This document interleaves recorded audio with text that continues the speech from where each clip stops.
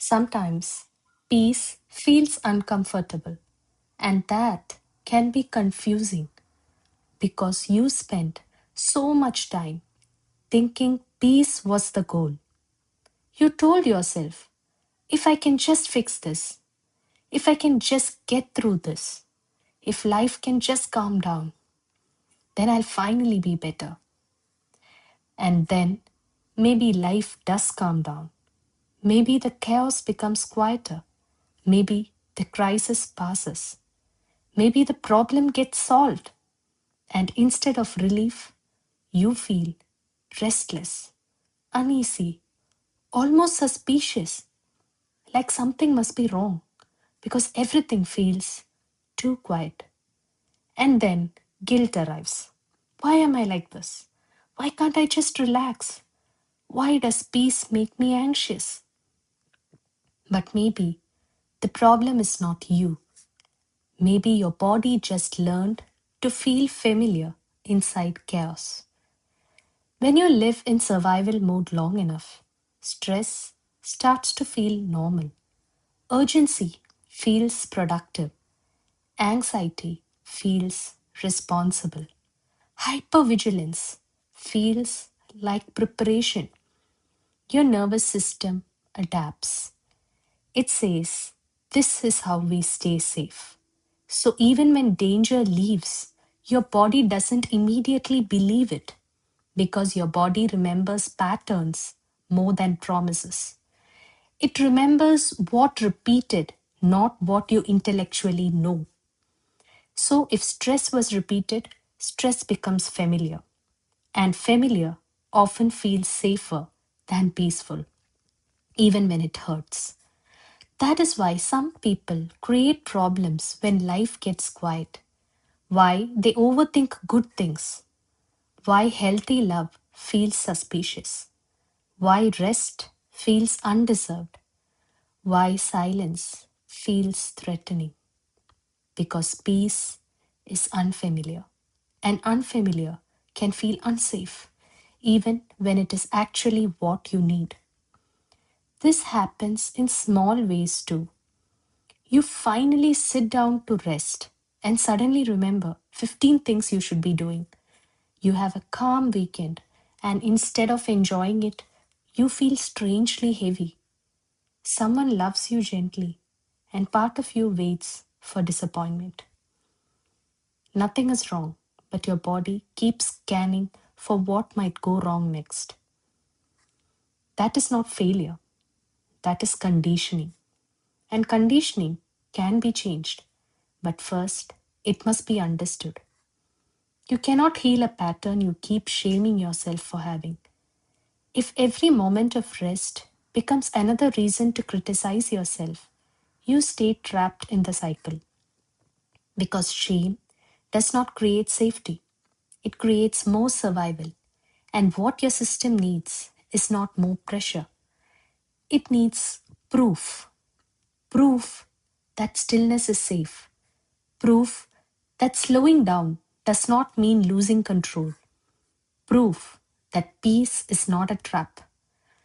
That proof is built slowly, through repetition, through small experiences of safety, through moments where you rest and nothing bad happens, through moments where you say no and the world does not collapse, through moments where you choose softness and life continues.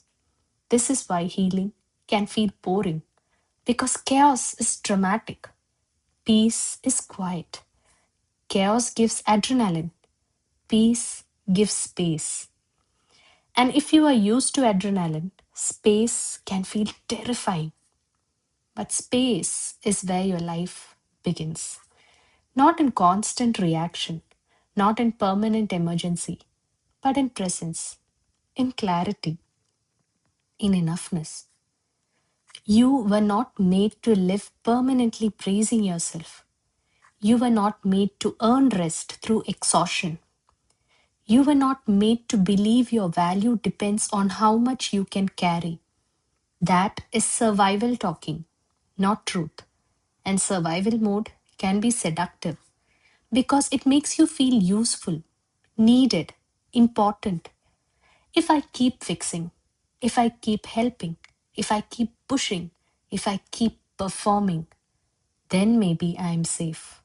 Then maybe I'm worthy. But peace asks a harder question. Who are you when you are not surviving? Who are you when there is nothing urgent to fix? Who are you when your worth is not tied to your suffering? That question can feel deeply uncomfortable because survival mode became part of your identity. But your identity is not your coping mechanism. You are allowed to become someone who feels safe in softness, someone who rests without guilt, someone who receives love without suspicion, someone who chooses peace without apologizing for it. That does not make you weak, it makes you healed. And healing often looks less like becoming stronger and more like finally believing you no longer have to fight everything. So, if peace feels strange right now, do not panic. It does not mean something is wrong. It might mean something is finally right. It might mean your life is giving you a chance to learn a new way of being, a slower way, a softer way, a truer way. Let yourself practice it without guilt, without needing to justify it, without turning rest into another performance.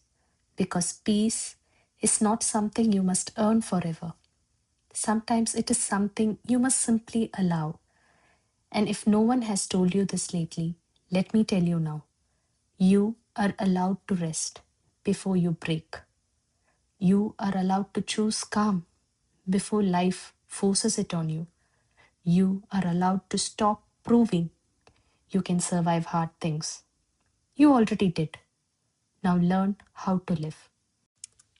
If peace feels unfamiliar, it does not mean you are doing it wrong. It means you are learning a new kind of safety. Stay there. Do not run back to chaos just because it feels familiar. Your peace is allowed to stay. I believe in you. You do not have to carry everything alone. I'll be here.